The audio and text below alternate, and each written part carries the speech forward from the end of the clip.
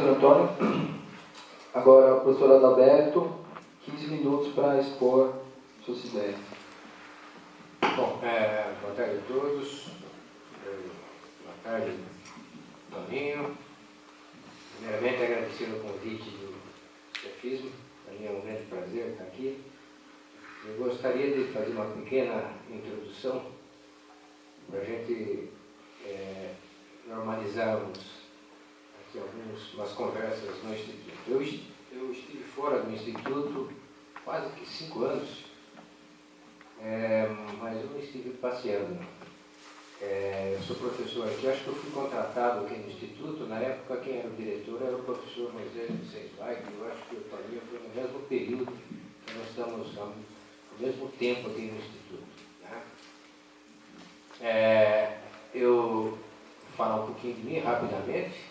O currículo a gente olha no Lattes, né, e a gente vê quem cada um lá. Mas eu fui presidente da Sociedade Brasileira de Física por 2 gestões, e eu estive ausente aqui do Instituto porque eu fui reitor da Universidade Federal do ABC, e depois eu fui cedido ao Ministério de Ciência e Tecnologia para ser assessor especial do ministro Mercadante, e depois eu estava vindo, o ministro Alpe, atual ministro de Ciência e Tecnologia, me chamou, e eu estava até dia 1º de novembro, eu estava como assessor especial do ministro. Então, na verdade, eu estava fazendo um trabalho, ser reitor, ou estar como assessor do ministro de Ciência e Tecnologia, eu estava olhando a comunidade científica brasileira de um modo geral. E essas coisas a gente nunca sabe quando a gente assume, não.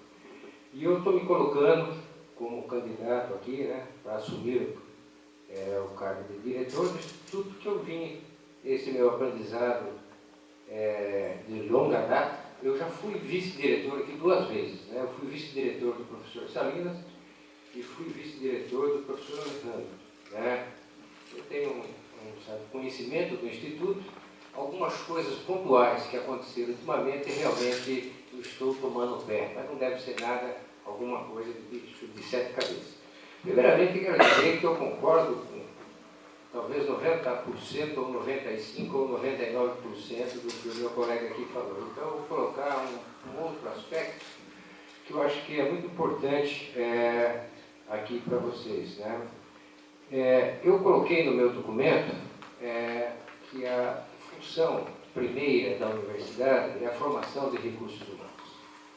E ela é assim. A universidade foi criada assim, né? Século XI, né? A Universidade de Bolonha era assim. E essas modificações elas demoraram. Elas vieram ocorrer no século XIX, na Alemanha, um ramo que inclui na universidade a pesquisa. E quase simultaneamente existe um movimento nos Estados Unidos, criando o MIT, que inclui desenvolvimento regional, que hoje nós chamamos de extensão.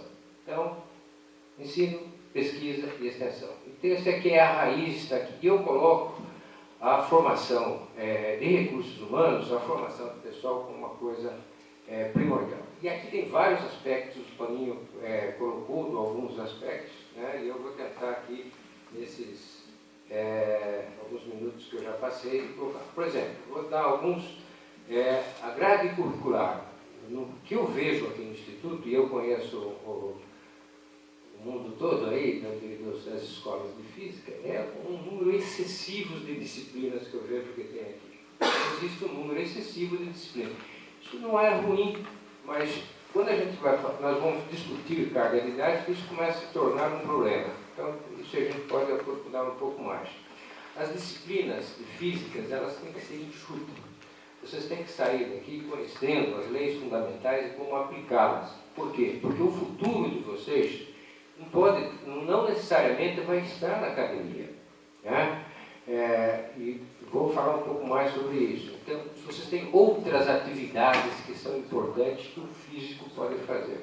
Particularmente interações com outras áreas de pesquisa. Hoje, o físico interage muito com a área de biologia, interage muito com a área de química, com a engenharia, com a economia e etc. E não precisa você ter um número enorme de disciplina, vocês têm que ter um número um tempo de estudo e buscar nas disciplinas aquilo que é essencial. Isso foi feito na UFABC. Tá?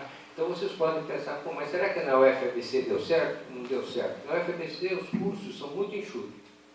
Um estudante que entra para a área de economia, ou para gestão, ou para sociologia, ele tem que fazer o mesmo curso de cálculo que a física e a matemática fazem. Tá? Isso é uma coisa interessante. E a UFABC recentemente foi considerada a Universidade Federal, de acordo com o MEC, é a melhor universidade federal do país, nos critérios do MEC, quando você une graduação e a pós-graduação. E em engenharia só ficou atrás do ITA. Então, eu só quero... Estou iniciando, você contou certo tempo? Então, isso que é importante, eu acho que essa parte que eu quis colocar na parte de...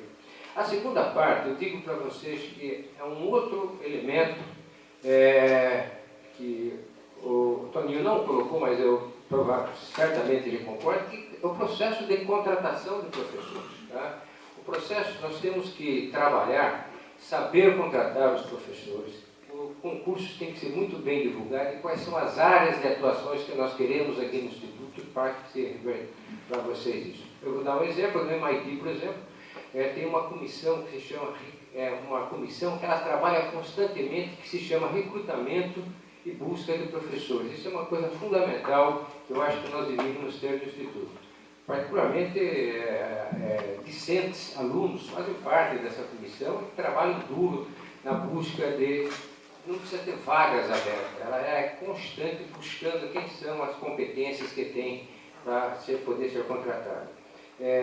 Eu vou pular um pouco aqui a pós-graduação, que já foi dito aqui, né? E a gente tem que olhar muito bem, então, essa parte de contratação. No caso de pesquisa, aqui no Instituto, nós temos que atuar um pouco fora, nós estamos olhando muito para dentro.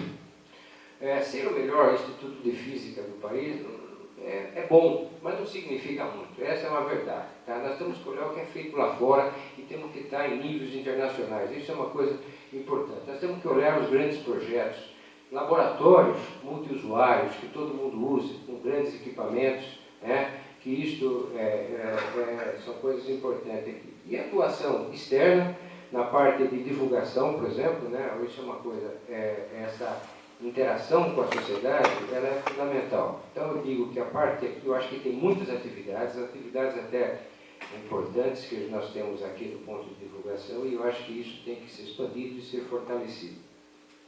Mas tem uma outra parte que, por sinal, na palestra do Pérez aqui, um ou dois estudantes perguntaram sobre como é que o Pérez conseguiu ter uma empresa. Então, essa interação com o setor produtivo ela é fundamental. E não é que o Instituto tem que ser refém de empresas privadas, certo? Vocês vão acabar indo para uma empresa privada, são muitos de vocês, entendeu? Hoje, quando você fala em inovação, existe uma busca muito forte por físico. Né? Eu passei 2 anos numa secretaria de desenvolvimento tecnológico e inovação, e há uma falta de recursos humanos muito grande. Nossas engenharias, umas engenharias que têm um currículo muito ruim, muito desatualizado. Mesmo a escola politécnica, ela tem uma grade curricular que agora está melhorando, mas ela é quase século XIX na área de materiais, por exemplo. Então, tudo isso, e a física aqui é importante. Poucas palavras, né, só para agora falar um pouco do diretor.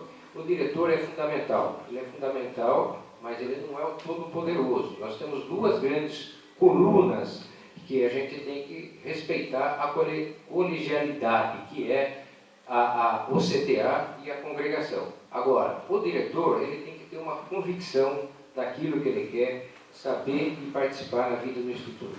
Eu estou voltando e eu muito entusiasmado, no caso eleito, né, a tocar em frente essa visão que eu tenho da física e das ciências do modo geral. Obviamente, isso nós vamos saber, eu acho que só depois com o reitor, né, porque vai uma lista lá para o reitor para escolher o próximo diretor.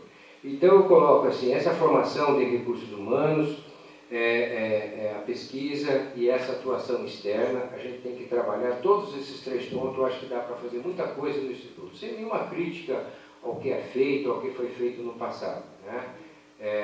Eu costumo, né, dizer que o mérito, eu acho que para você escolher um diretor, essa palavra é uma palavra que ficou um pouco desgastada no próprio Instituto, mas não tem jeito, o mundo é assim, certo?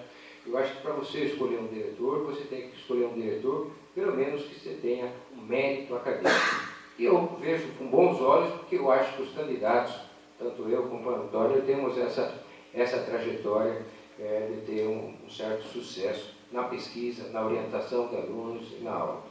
Eu acho que acabou o meu tempo, né? Mas, opa, então tem 5 minutos, então eu gostaria somente para discutir com vocês um pouquinho mais, é o caso da nossa pós-graduação, por exemplo, né? Aqui, no nosso instituto, nós temos, eu acho que nós temos da ordem de 117, 118 pesquisadores que estão ligados na pós-graduação. Esse é um instituto que ele tem, na sua história, ele sempre foi, em uma parte do mundo, por exemplo, você pegar aqui no Brasil, por exemplo, dentro dos critérios da CAPES, né, que você tem que ter a nota máxima 7, esse instituto sempre teve a nota máxima, né, mas como eu disse anteriormente, isso não significa muita coisa.